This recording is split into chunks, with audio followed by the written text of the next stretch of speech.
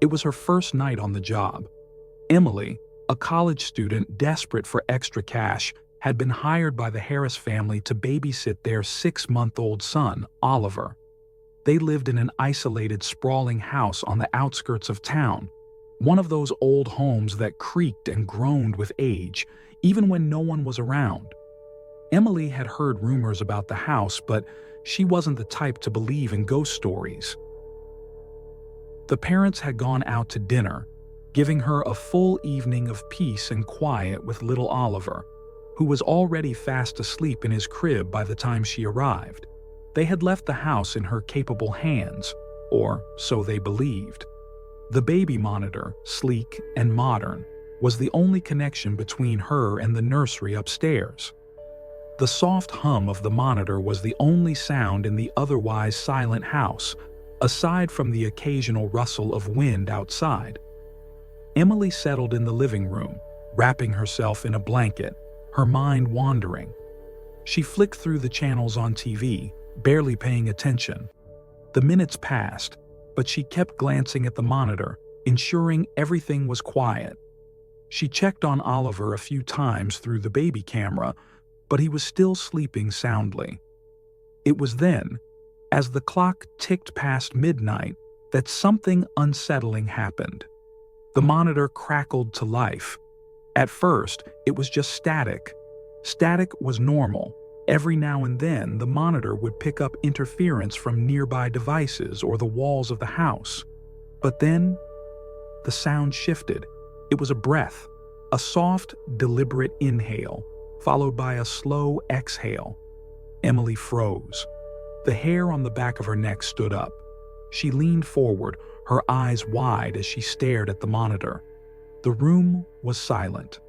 The house was silent. The only sound was the rhythmic breathing coming from the speaker. "Oliver?" Emily whispered, her voice tight with unease. No response. The baby monitor continued to hum, the breath growing deeper, almost heavier. Emily's heart began to race. She had been checking the monitor every few minutes, and she knew for sure that Oliver was asleep. She'd even peeked in to make sure he was still in his crib. Another breath. This time, it was followed by a faint whisper. "Help." It was the faintest of sounds, barely audible through the static, but it was there. Emily's throat tightened. Her instincts screamed at her to go upstairs and check on Oliver again, but she didn't move. She just sat there, staring at the screen, listening to the unsettling breathing and the faint whispering that seemed to come from nowhere. It wasn't just the static. Someone was in the nursery. Emily slowly got up, her legs shaking. She grabbed the flashlight from the table and made her way toward the stairs. The house felt unnervingly quiet now, every creak of the wooden floorboards amplifying in the stillness. She tried to calm her racing thoughts, telling herself it was just her imagination playing tricks on her. Maybe it was just interference from the monitor. Maybe the wind was causing some odd noises upstairs. But then, just as she reached the bottom of the staircase, a sudden bang echoed from above.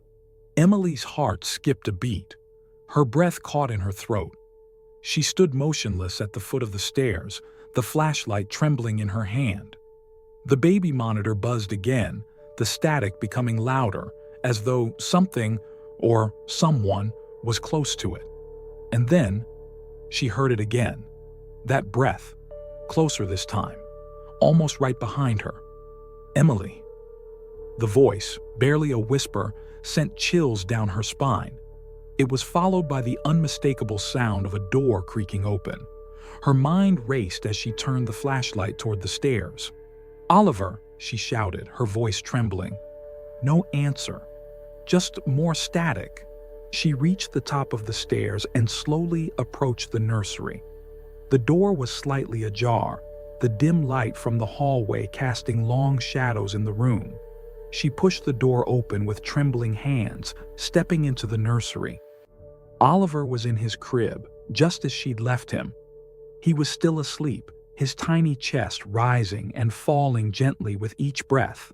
but the air in the room was thick, oppressively thick, and cold, too cold for a summer night.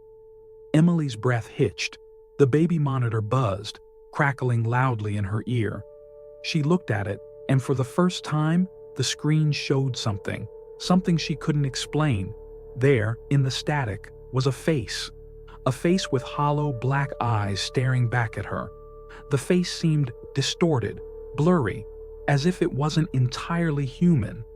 Its expression twisted into a grotesque smile.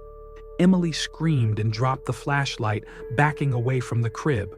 She turned and ran out of the room, slamming the door behind her. The house seemed to close in around her, the walls pressing down as she raced for the stairs. But then, a voice stopped her dead in her tracks. "Don't leave me alone," it whispered, the voice low and raspy. It was coming from the baby monitor again, but now it sounded different. It wasn't Oliver. It wasn't even human. Emily stood frozen in the hallway, the monitor crackling louder and louder. The words continued to echo in her ears. "Help me. Don't leave me alone." But what was most terrifying of all was that the voice on the monitor was not coming from the nursery anymore. It was coming from behind her. She spun around, but there was no one there. The house was empty. The air was still. And then she heard it. A soft giggle. The sound of a child. But it was too late to escape. The door to the nursery opened again, slowly. From the darkness within, something stepped out. Something she couldn't see. Something waiting. And as she turned to run, the last thing she heard was that breath again, followed by a whisper in her ear. "Now you'll never leave."